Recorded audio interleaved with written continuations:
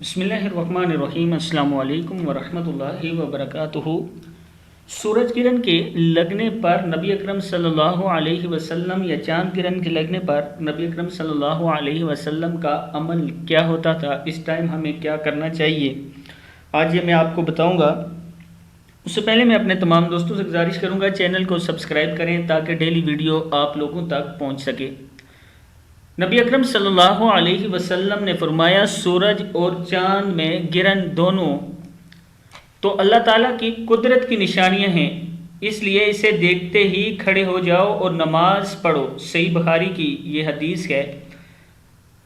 اس سے آگے جو حدیث میں آپ کو سنانے لگا ہوں، سیدہ عائشہ رضی اللہ تعالیٰ عنہا فرماتی ہیں رسول اللہ صلی اللہ علیہ وسلم نے فرمایا بے شک سورج اور چاند اللہ کی نشانیوں میں سے دو نشانیاں ہیں، کسی کی موت و حیات سے ان کو گرن نہیں لگتا، لہٰذا جب تم گرن دیکھو تو اللہ سے دعا کرو، اس کی عظمت بیان کرو، نماز پڑھو اور صدقہ و خیرات کرو۔ پھر فرمایا اے محمد صلی اللہ علیہ وسلم کی امت، اللہ سے بڑھ کر کوئی غیرت مند نہیں کہ اس کا غلام اور لونڈی زنا کرے۔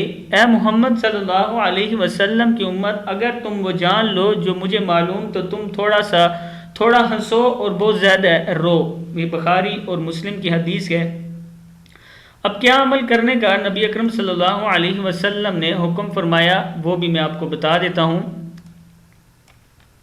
سورج اور چاند گرہن جب لگے تو اب کسف اور خسف کی نماز ادا کیا کرو۔ کسف کا معنی ہے سورج گرہن اور خسف کا معنی ہے چاند گرہن۔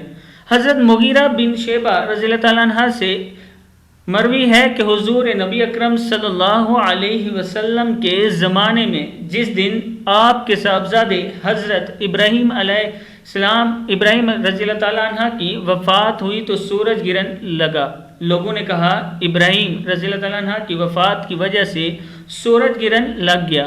حضرت عائشہ رضی اللہ تعالیٰ عنہ بیان کرتی ہیں کہ اس پر حضور نبی اکرم صلی اللہ علیہ وسلم نے فرمایا ان الشمس والقمر یتان من آیات اللہ لا یخسفان لموت احد ولا لحیات فاذا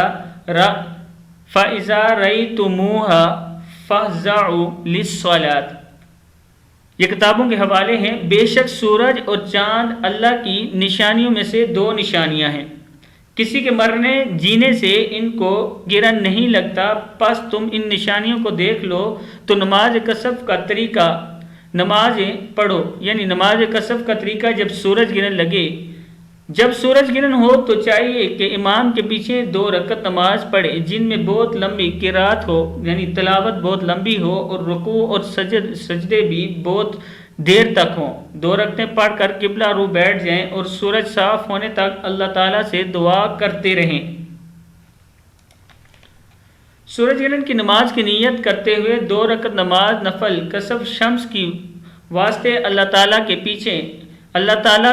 پیچھے اس امام کے رو میرا قبلے کی طرف اللہ اکبر۔ نیت پھر سن لیں۔ نیت کرتا ہوں 2 رکعت نماز نفل کسف پڑھتا ہوں اللہ تعالیٰ کے لیے، پیچھے اس امام کے روح میرا قبلے کی طرف اللہ اکبر۔ اور نماز خسف کا طریقہ چاند گرہن کے وقت بھی چاند صاف ہونے تک نماز پڑھتے رہنا چاہیے، مگر علیحدہ علیحدہ اپنے گھروں میں پڑھیں، اس میں جماعت نہیں۔ چاند گرہن کی نماز کی نیت کرتے ہوئے 2 رکعت نماز نفل خسف قمر کی پڑھتا ہوں اللہ تعالیٰ کے لیے، رخ میرا قبلے کی طرف اللہ اکبر، یہ نیت ہے۔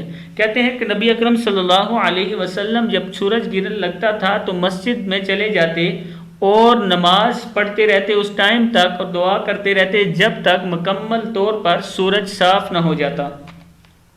اس لیے چند دنوں بعد سورج گرہن دوبارہ لگ رہا ہے، تقریباً پاکستان میں 27 تاریخ کو سورج گرہن ہوگا، اور کہتے ہیں کہ یہ 5 گھنٹے تک لگاتار لگا رہے گا۔ اس ٹائم ہمارے نبی اکرم صلی اللہ علیہ وسلم نے ہمیں کیا تعلیم دی یہ میں نے آپ کو بتا دیا، آپ نے اس پر عمل کرنا ہے۔ اور اس کے علاوہ جو باتیں عام طور پر پھیلی ہوئی ہیں کہ اس سے یہ نقصان ہوتے ہیں، ایک تو سائنسی بات ہے کہ آنکھوں کی بینائی کو نقصان پہنچتا ہے، وہ تو ایک الگ بات ہے، لیکن اس کے علاوہ بہت سی اور بھی بدعتی باتیں پھیلی ہوئی ہیں کہ اس کی وجہ سے اگر حاملہ عورت ہو تو اس کے بچے معذور پیدا ہوتے ہیں اگر وہ کوئی کام کرے۔ اس طرح کی جو باتیں پھیلی وہ بالکل ان کی کوئی حقیقت نہیں ہے۔